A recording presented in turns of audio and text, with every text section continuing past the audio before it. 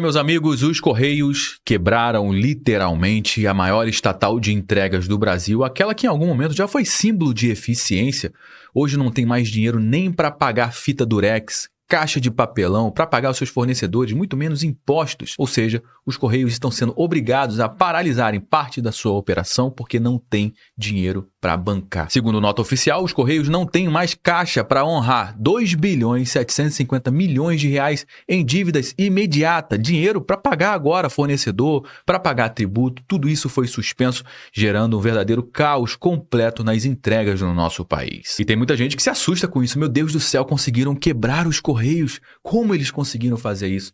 Bom, tem muita gente que se escandaliza com isso, mas você que me acompanha aqui há algum tempo sabe muito bem que a tragédia dos Correios não é uma surpresa. Foi escolha do governo, foi aparelhamento da estatal, foi desgoverno. A partir do governo Lula, os Correios deixaram de ser uma empresa de logística lucrativa para virar palanque político. Dinheiro que deveria estar sendo utilizado para modernizar a infraestrutura dos Correios, investir em tecnologia, aumentar a eficiência, foi desviado para financiar eventos ideológicos, bancar entidades militantes e distribuir cargos para aliados sem o menor preparo para tocar a estatal. E você, com certeza, já viu esse filme antes, né? Quem lembra aí da Petrobras em 2015? A grande diferença é que agora, nesse roteiro, inclui uma bomba de 2 bilhões 750 milhões de reais prestes a explodir na sua porta. E o resultado disso?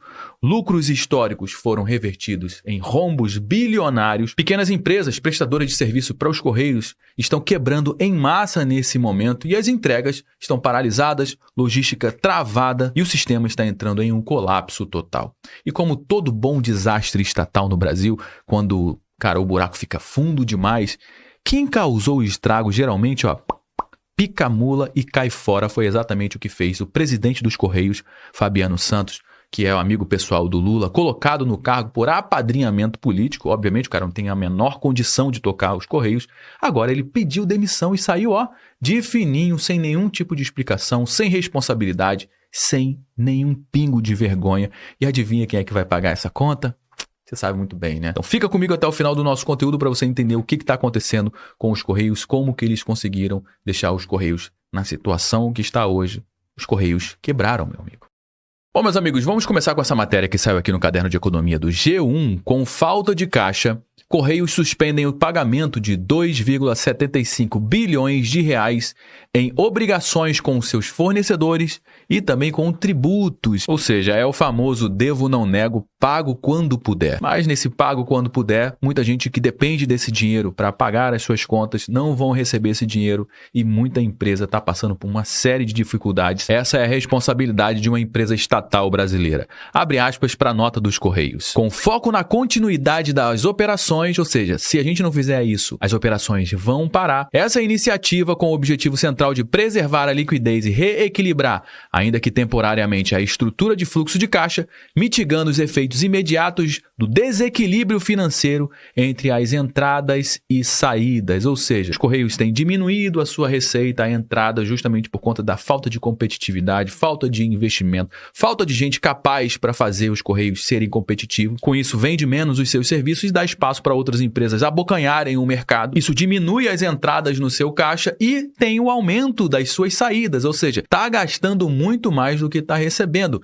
Gastando com o quê? Com gente desqualificada, com gente que está ali só para cumprir a questão política, sabe? Essa pessoa não tem o mínimo de responsabilidade, ganha altos salários e a eficiência da empresa vai por água abaixo. E aqui estão os boletos que estão sendo postergados nesse momento. Entre os pagamentos suspensos estão os repasses ao plano de saúde dos Correios, o Postal Saúde, ou seja, a galera que depende do plano de saúde lá dos Correios, de repente pode ser que tenha que utilizar o SUS. Ao fundo de pensão Postales, esse mesmo fundo que já teve vários problemas de corrupção, de dinheiro que sumiu. O pagamento para o fundo também está sendo suspenso.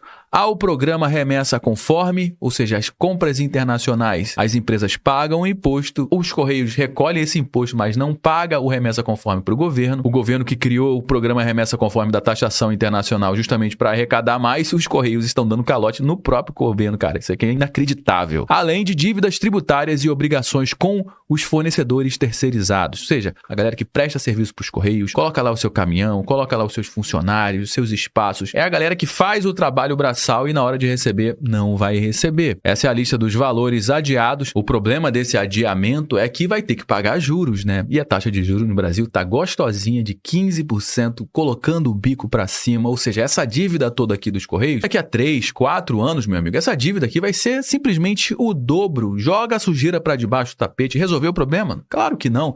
Vamos jogar essa sujeira para debaixo do tapete e as futuras gerações que se lasquem para pagar essa conta. Esse é exatamente o posicionamento de toda a base do governo Lula. Inclusive, eu gostaria de saber da sua opinião. O que você acha do serviço dos Correios, hein? Você acha que ele melhorou sob o governo Lula? Você acha que ele piorou? É extremamente importante aí a sua participação. Deixa aqui no campo dos comentários, que é para dar corpo aqui para a nossa conversa. Os nossos conteúdos são verdadeiros murais. Quando você deixa a sua opinião, a gente consegue entender o que está acontecendo com o Brasil na real e não de acordo com o que a grande mídia mostra pra gente. Porque se a gente for seguir o que a grande mídia está dizendo, cara, parece que a gente está vivendo na Suíça, na verdade.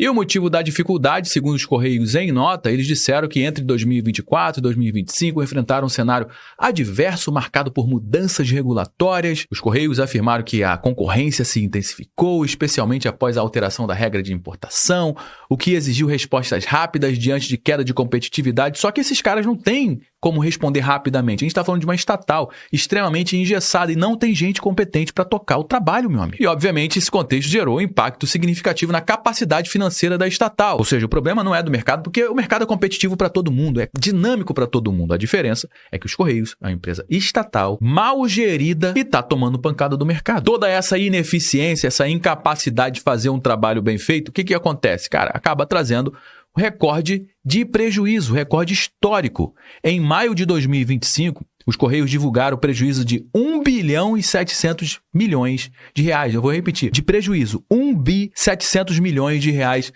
apenas no primeiro trimestre de 2025, de janeiro a março. O pior resultado desde 2017 foi quando os Correios começaram a divulgar os dados trimestrais. O resultado representa um aumento de 115% no prejuízo em relação ao mesmo período do ano de 2024. Se os Correios tiveram prejuízo recorde em 2024, meu amigo, se prepare que em 2025, ó, a gente está a 115% acima, tá bom? Fica tranquilo. Dos 11 trimestres consecutivos no vermelho, 9 ocorreram sob a presidência de Fabiano Silva, que era o presidente dos Correios, amigo pessoal do Lula, que agora acabou de pedir o chapéu e falou, ó, cara, recorde atrás de recorde de prejuízo, sabe o que eu vou fazer? Vou meter ao pé daqui. Jogou o boné, pediu as contas, saiu fora e deixou essa bomba chiando no nosso colo. Nessa outra matéria, diz que em meio à crise nos Correios, transportadoras cobram na justiça 104 milhões de reais por repasses em atraso. Estão fazendo o trabalho, estão entregando o serviço, mas não estão vendo a cor do dinheiro. Os caras estão dando calote em geral. A ausência de pagamentos tem atrasado entregas de encomendas pelo país. Eu mesmo precisei importar um produto da China.